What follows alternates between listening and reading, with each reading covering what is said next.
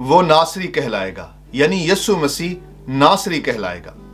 अभी हम बात करेंगे मसीह यीशु के नासरी कहलाए जाने पर, और इस नशिस्त में एक्सेजेटिकल एनालिसिस करते हुए खास 3 पहलुओं पर गौर करेंगे, जहां अलाहियात के माहिर असातिज़ा यीशु के नासरी होने पर मुख्तलिफ ख्यालात या तजावीज़ पेश करते हुए कई मकाशफात की पहचान हमें अता करते हैं।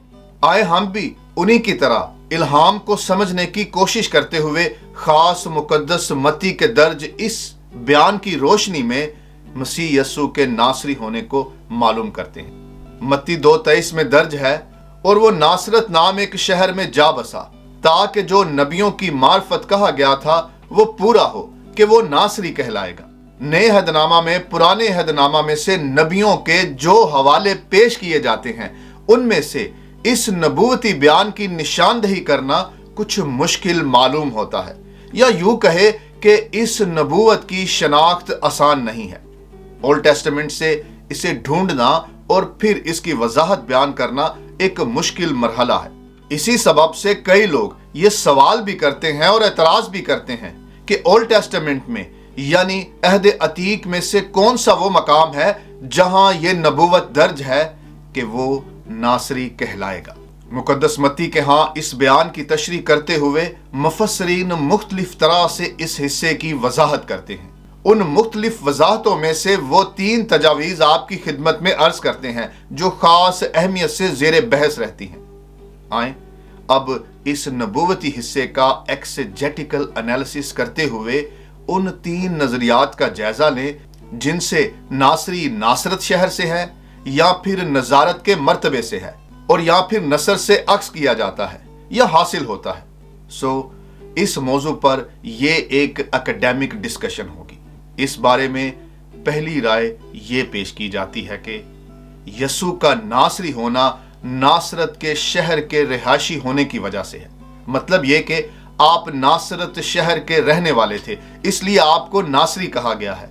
लसानी फिलोसोफर या माहिर लिसानियात इस पर सवाल उठाते हैं कि नए अहदनामा में यीशु के लिए इस्तेमाल होने वाले 2 एडजेक्टिव्स को एक ही तरह से क्यों देखा जाता है, जबकि ये 2 अलग अलग सफाती अल्फाज हैं जिसका ताल्लुक उस जगह से है जहां वो रहता था, जैसे कि नाजरीनोस और नाजोरायस है। और इसके लिए जो हवाला जात हैं वो आपकी स्क्रीन पर आपको दिखाई दे रहे हैं। इसी सबब से उल्मा की एक बड़ी तादाद इसे तस्लीम करती है कि यीशु का नासरी होना नासरत शहर से मंसूब होने के साथ कई और बातों का सबब भी है। क्योंकि अभी हम नासरत इलाके से ताल्लुक को समझने की कोशिश कर रहे हैं, तो इस बारे में कुछ मिसालें अर्ज करते चले। जैसा कि हम अनाजील में पढ़ते हैं कि यीशु गरासीनियों के इलाके में गया। दरअसल इस जगह का नाम गरासा या गदारा था। जो लोग वहां रहते थे उन्हें गरासीनियों कहा जाता था, और इसलिए जब यीशु गरासिया के मकाम पर गया तो यह लिखा है कि आप गरासीनियों के इलाके में पहुंचे। और फिर इसी तरह से दूसरी मिसाल मरियम मगदलीनी की है। मरियम मगदलीनी यानी वो मरियम जो मगदला की रहने वाली थी, यानी जो जिस इलाके से रहता है उस इलाके के साथ उसकी निस्बत से भी उसको मुखातिब किया जाता है। और ये आज भी होता है कि ये अमरीकी है, ये बरतानवी है, ये इंडियन है, ये पाकिस्तानी है, ये बांग्लादेशी है, तो हम इस तरह से भी लोगों को मुखातिब करते हैं।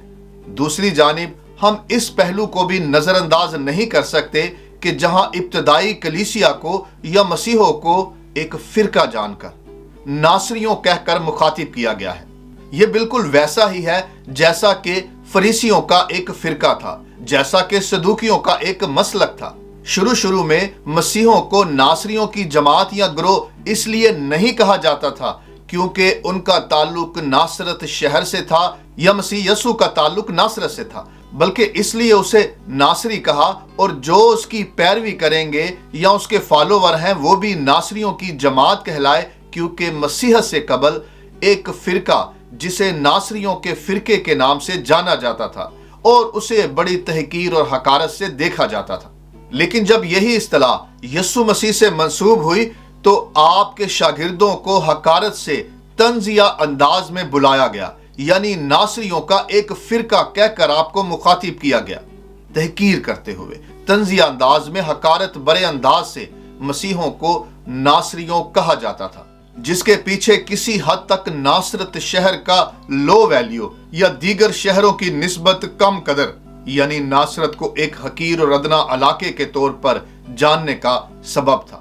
اس تجویز میں یہ تو معلوم ہوتا ہے کہ یسوع ناصرت میں رہنے کی وجہ سے ناصری کہلایا، اور آپ کے ناصری ہونے کے سبب سے مخالفین نے آپ کو تانا مارتے ہوئے کئی موقعوں پر ناصری کہہ کر بلایا، اور یہ بھی عیاں ہوتا ہے کہ ابتدائی کلیسیا کو نصاری کہا، جو بعد میں ارد گرد کے علاقوں میں مسیحوں کی ایک پہچان کے طور پر لیا جانے لگا۔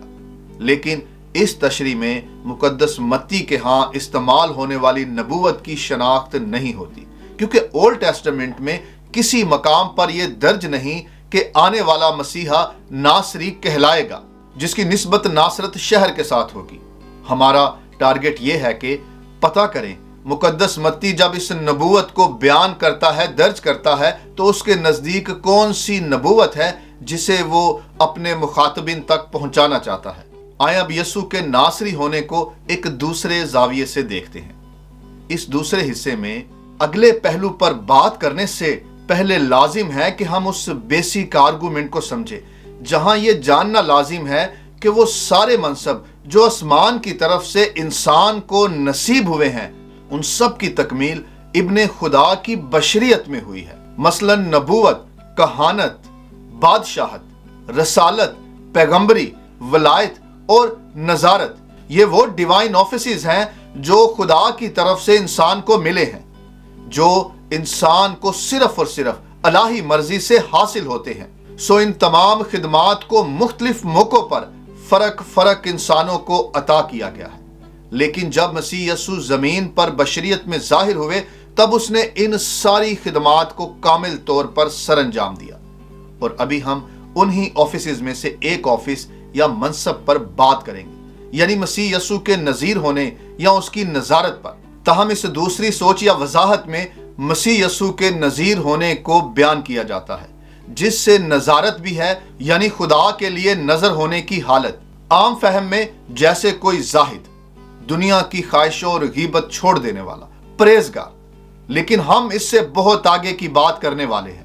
نذیر ہونے کی اصل حقیقت کی پہچان تک جانے کی بات کرنے والے ہیں، کیونکہ یہاں مسیح یسوع کے ناصری ہونے کو اس کی نظارت یا اس کے نذیر ہونے سے لیا جاتا ہے۔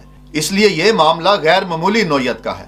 ایسا ہے کہ اس نظریے کی حمایت کرتے ہوئے کئی مفسرین باریک بینی سے بہت ساری شہادتیں پیش کرتے ہیں۔ یہ الفاظ وہی نذیر ہے جو ہم اردو میں استعمال کرتے ہیں، جسے اردو لغات عربی سے بتاتی ہیں، جبکہ یہ عبرانی میں بھی اپنی اسی شکل میں موجود ہے۔ یعنی نذیر اصل میں ایک سیمیٹک ورڈ ہے جو عربی میں عبرانی سے آیا ہے۔ یہ لفظ ایک اصطلاح کے طور پر اس شخص کے لیے استعمال ہوتا ہے جسے خدا تعالیٰ کے لیے منت مان کر نظر کیا ہو، جسے دو طرح سے قبول کیا جاتا ہے۔ ایک تو یہ کہ خدا کی طرف سے کسی کا نذیر ہونا، اور دوسرا انسان کی طرف سے منت کے ساتھ مخصوص ہونا۔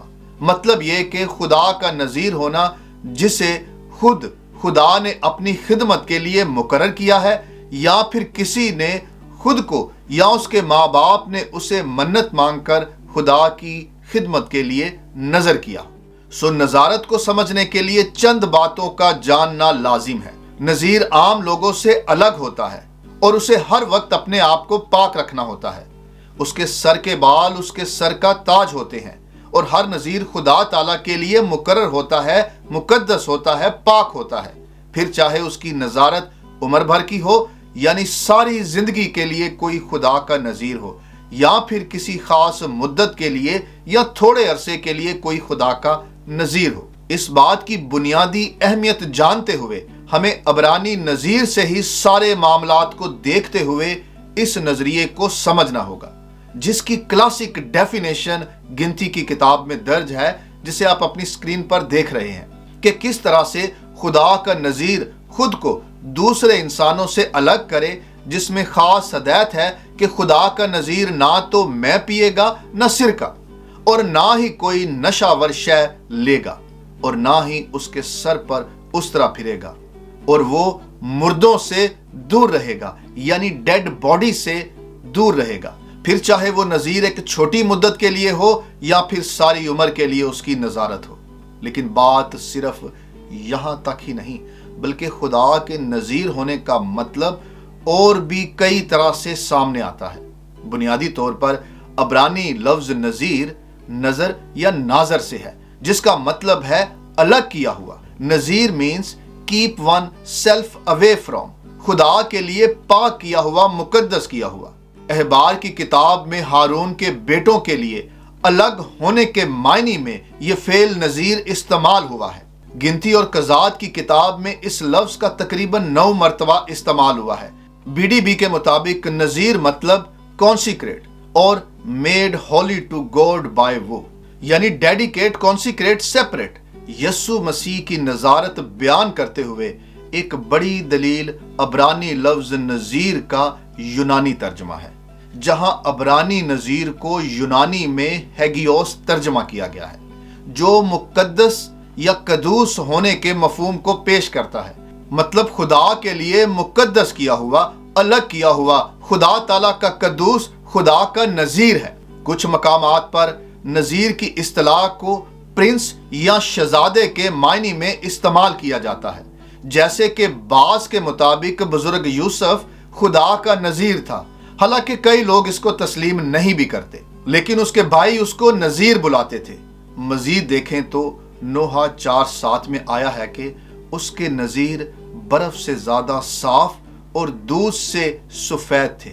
उर्दू तर्जमे में आया है शुरफा और नौजवान, लेकिन असल मतन में नजीरों की बात है यहाँ। सो खुदा के नजीर को मुकद्दस होने के मायने में एज प्रिंस देखना एक कदीम तस्वुर है। मशरकी खित्तों में मन्नत मांगना और मन्नत में अपनी औलाद को मन्नत मांग कर नजर करना सदियों से चला रहा है, जैसे कि आमोस में दर्ज है, और मैंने तुम्हारे बेटों में से नबी और तुम्हारे जवानों में से नजीर बर्पा किए। खुदावंद फरमाता है, ए बनी इसराइल, क्या ये सच नहीं? लेकिन तुमने नजीरों को मैं पिलाई और नबियों को हुक्म दिया कि नबूवत ना करें। ऐसा करते हैं यहाँ नजारत के हवाले से कुछ नजीरों का जिक्र करते हैं, जिससे बात और भी वाजिया होती जाएगी। जैसे कि सैमसन खुदा की तरफ से नजीर था और उसको खुदा ने उसकी माँ के पेट से ही नजीर किया था। और फिर बुजुर्ग सैमुएल की माँ ने मन्नत मानी और कहा, ए रब्बुल फाज, अगर तू अपनी लोंडी की मुसीबत पर नजर करे और मुझे याद फरमाए और अपनी लोंडी को फरामोश ना करे और अपनी लोंडी को फर्जंदे नरीना बख्शे, तो मैं उसे जिंदगी भर के लिए खुदावंद को नजर कर दूंगी और उस तरह उसके सर पर कभी ना फिरेगा। मजीद इसी बारे में आगे दर्ज है कि जब बीबी हन्ना के बेटा पैदा हुआ तो उसे कहा गया, आओ खुदावंद के घर चले। लेकिन बीबी हन्ना ना गई, क्योंकि उसने अपने खावन से कहा, जब तक लड़के का दूध छुड़ाया ना जाए मैं यहीं रहूंगी और तब उसे लेकर जाऊंगी, ताकि वो खुदा के सामने हाजिर हो और फिर हमेशा वहीं रहे, यानी खुदा के घर में रहे। असल में मेसोरेटिक टेक्स्ट में बुजुर्ग सैमुएल को बराह रास्त नजीर नहीं लिखा गया, जबकि कदीम नुस्खों में ऐसा नहीं। इस आयत के आखिरी हिस्से को कामरानी मतन में देखें तो वहां यूं दर्ज है, जिसका अभी हमने जिक्र भी किया, he will be a Nazeer forever, मतलब वो हमेशा के लिए नजीर होगा। बाज मुफस्सिरीन का मानना है कि यर्मिया नबी भी खुदा का नजीर था।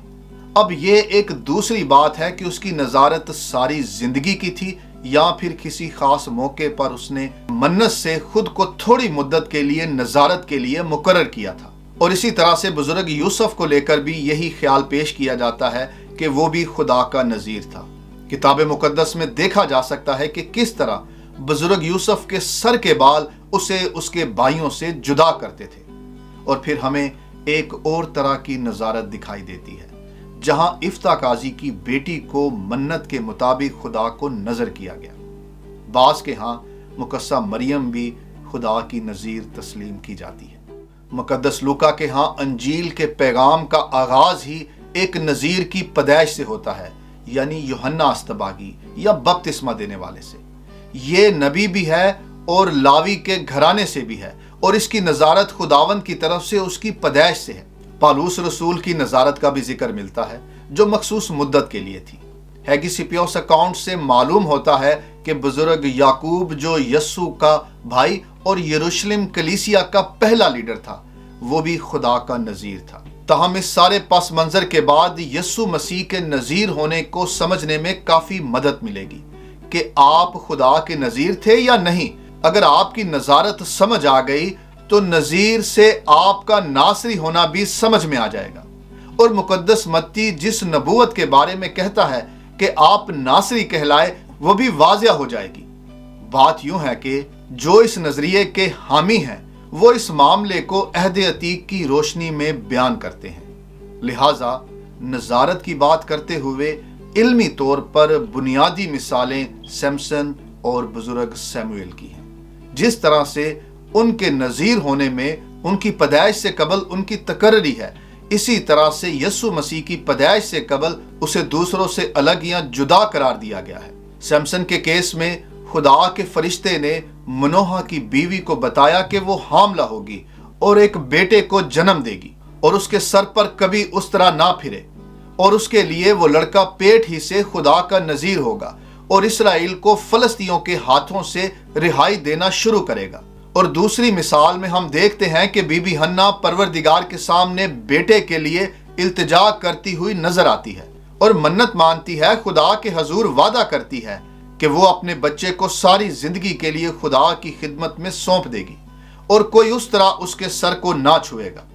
یہ دونوں نذیر یہودیوں اور مسیحوں کے نزدیک نظارت کی ایک آئیڈیل مثال ہے۔ اب ان ساری باتوں کی بنیاد پر مقدس متی میں درج نبوتی بیان کی روشنی میں یسوع کو خدا کا نذیر مانا جاتا ہے، جس میں آسمانی خدا باپ نے اپنے بیٹے کو زمین کی خدمت کے لیے نظر کیا اور بیٹے نے بشریت میں آ کر نظارت کی تکمیل کی۔ مقدس متی 2:23 میں درج مسیح یسوع کی نظارت کی بات ہے، جہاں عبرانی نذیر یونانی ہیگیوس کے برابر ہے، یعنی قدوس ہے، خدا کا قدوس ہے۔ نذیر خدا تعالیٰ کا قدوس کہلاتا ہے۔ سو ابتدائی کلیسیا میں کئی مفسرین مقدس متی کے اس بیان کو پیرل دیکھتے ہیں یا متوازی طور پر مقدس مرکس، مقدس لوکا اور مقدس یوحنا کے ان بیانات کے ساتھ جو آپ کو سکرین پر دکھائی دے رہے ہیں۔ اور پھر تیسری تجویز میں یسوع کے ناصری ہونے کو messianic branch of son of David کے طور پر تسلیم کیا جاتا ہے، جس میں نسل یعنی جس میں برانچ، شاخ یا پھوٹنا، نمو پذیر ہونا، پودے کی تازہ کومپل کی اصطلاح کو بنیاد بنا کر آپ کا ناصری ہونا بیان کیا جاتا ہے۔ اور اس بات کی آگاہی یسایہ نبی اور یرمیا نبی سے ہوتی ہے، جہاں درج ہے، دیکھو وہ دن آتے ہیں کہ خداوند فرماتا ہے کہ میں داؤد کے لیے ایک صادق شاخ پیدا کروں گا اور اس کی بادشاہی ملک میں اقبال مندی اور عدالت اور صداقت سے ہوگی۔ مزید انہی ایام میں اور اسی وقت میں داؤد کے لیے صداقت کی شاخ پیدا کروں گا اور وہ ملک میں عدالت اور صداقت سے عمل کرے گا۔ اس کے بعد یسایہ نبی کی کتاب میں درج بیان، جسے اس موضوع پر بات کرتے ہوئے نظر انداز نہیں کیا جا سکتا، جہاں لکھا ہے کہ اور یسی کے تنے سے ایک کومپل نکلے گی اور اس کی جڑوں سے ایک باراور شاخ پیدا ہوگی۔ پس یسایہ نبی اور یرمیا نبی اس بارے میں نبوت کرتے ہیں، اور اسی نبوت کو مقدس متی یہاں درج کرتے ہوئے لکھتے ہیں کہ وہ یعنی یسوع ناصری کہلائے گا، مطلب شاخ یا برانچ کہلائے گا۔ یہ نبوت آنے والے مسیحا کے بارے میں تھی، جس کے متعلق مقدس متی بیان کرتے ہیں کہ یہ نبوت یسوع کی پیدائش پر پوری ہوئی۔ اسی طرح زکریا نبی کے صحیفے میں آیا ہے کہ اب اے یشوا سردار کاہن سن، تو اور تیرے رفیق جو تیرے سامنے بیٹھے ہیں وہ اس بات کا اماں ہے کہ میں اپنے بندہ یعنی شاخ کو لانے والا ہوں، شاخ یعنی نسر کو لانے والا ہوں۔ پھر اسی کتاب میں آگے یوں بھی درج ہے کہ اور اس سے کہہ کے رب الافواج یوں فرماتا ہے کہ دیکھ وہ شخص جس کا نام شاخ یعنی نسر ہے، اس کے زیر سایہ خوشحالی ہوگی اور وہ خداوند کی ہیکل کو تعمیر کرے گا۔ اب اسی اصطلاح شاخ یا کومپل کو سرونٹ سونگ میں دیکھا جا سکتا ہے، یعنی خدا کے خادم کے گیت میں جہاں بیان ہوا ہے کہ ہمارے پیغام پر کون ایمان لایا اور خداوند کا بازو کس پر ظاہر ہوا، پر وہ اس کے آگے کومپل کی طرح اور خشک زمین سے جڑ کی مانند پھوٹ نکلا ہے۔ پس ان بیانات سے یہ بھی معلوم ہوتا ہے کہ یسوع مسیح کے لیے بطور مسیحا روٹ اینڈ برانچ یعنی جڑ اور شاخ کی اصطلاح کو استعمال کیا گیا ہے۔ یہ دونوں مخصوص الفاظ اولڈ ٹیسٹمنٹ میں عہد عتیق میں مسیحا کے لیے استعمال ہوئے ہیں، جن میں سے ایک کا ذکر مقدس متی 2:23 میں کرتا ہے۔ لہٰذا اس خاص لفظ شاخ یا کومپل کو ایک استعارے کے طور پر خدا کے نجات کے منصوبے کے لیے زمین پر بنیاد یا بگننگ بیان کیا گیا ہے۔ یسوع کی پیدائش کے موقع پر یہ کہا جانا کہ وہ ناصری کہلائے گا، مطلب وہ شاخ یا کومپل کہلائے گا، جس میں خدا تعالیٰ کے سارے منصوبے کا آغاز ہے، تکمیل ہے، کیونکہ ایک دن آئے گا کہ افراہام کی پہاڑیوں پر نگہبان یعنی نصریم پکاریں گے کہ اٹھو سیون پر خداوند اپنے خدا کے حضور چلے۔ خاص یہ اصطلاح یعنی شاخ یا برانچ عبرانی نصر اور یونانی میں اینتھیوس یعنی بلوسم، شگوفہ کلی کو، کومپل کو، جو نمو کی ابتدا ہے، جسے مسیحا کی آمد سے منسلک کیا جاتا ہے، جو داؤد کے گھرانے سے آئے گا اور اس کے تخت کو عبدالآباد تک قائم کرے گا۔ اس حوالے سے مکاشوہ کی کتاب میں درج ہے، جہاں خداوند یسوع مسیح اپنے بارے میں فرماتے ہیں، I am the root and offspring of David، میں داؤد کی اصل نسل ہوں۔ 4 صدی میں بزرگ جروم اور پھر کئی اور مفسرین نے اس شاخ، برانچ یا بلوسم یا کومپل کا اطلاق یسوع مسیح پر کیا ہے اور آپ کے ناصری ہونے کو اسی ٹرمینالوجی سے بیان کیا ہے۔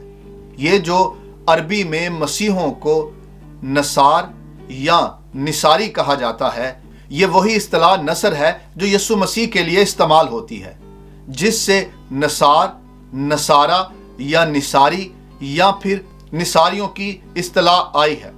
مزید دیکھیں تو معلوم ہوتا ہے اسی تعلق سے یسایہ اسی ٹرمینالوجی کا اطلاق یسوع مسیح پر کرتے ہیں، جہاں لکھا ہے، اور تیرے لوگ سب کے سب راست باز ہوں گے، وہ ابد تک ملک کے وارث ہوں گے، یعنی میری لگائی ہوئی شاخ اور میری دستکاری ٹھہریں گے تاکہ میرا جلال ظاہر ہو۔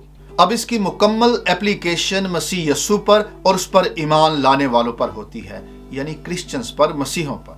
ہماری دانست میں خداوند یسوع کا ناصری ہونا ناصرت سے تو ہے، کیونکہ اس کا تعلق ناصرت شہر سے تھا، لیکن اس سے کہیں زیادہ اہم بات یہ ہے کہ آپ ناصری اس لیے بھی کہلائے کیونکہ آپ خدا کے نذیر بھی ہیں، اور ایسے نذیر ہیں جس کی نظارت اصل نظارت ہے، جس سے دنیا کے سب نذیر نظارت کے مرتبے پر فائز ہیں۔ اور پھر آپ کا ناصری ہونا نبوتوں کی تکمیل ہے، ان نبوتوں کی جن میں آپ کو شاخ یا نصر یعنی برانچ یا کومپل کہا گیا ہے۔ سو آخر میں ہم اس سارے موضوع کو یوں کلوز کریں گے کہ میرے خداوند یسوع مسیح کے ناصری ہونے کے کئی پہلو ہیں، جن میں سے 3 پر ہم نے بات کی ہے۔ ایک تو مسیح یسوع کا ناصری کہلانا اس لیے ہے کہ آپ ناصرت کے شہر سے تھے، جس سبب سے آپ کو ناصری کہا گیا، اور دوسرا اس لیے بھی آپ ناصری کہلائے کیونکہ آپ کا نذیر ہونا بھی مانا جاتا ہے۔ سو یسوع کی نظارت اور اس کا ناصری ہونا ایک ہی ہے۔ اور پھر آپ کے ناصری کہلانے کی تیسری وجہ یہ ہے کہ آپ ہی نصر مطلب شاخ یا کومپل ہیں، جس سے ساری خلقت کو نئی زندگی نصیب ہوئی ہے۔ امید کرتے ہیں کہ یسوع مسیح کے ناصری ہونے کو اس طرح سے دیکھنے سے آپ کو مسیح یسوع کی شخصیت کے اور بھی پہلو سمجھ میں آئیں گے یا ان کو سمجھنے میں مدد ملے گی۔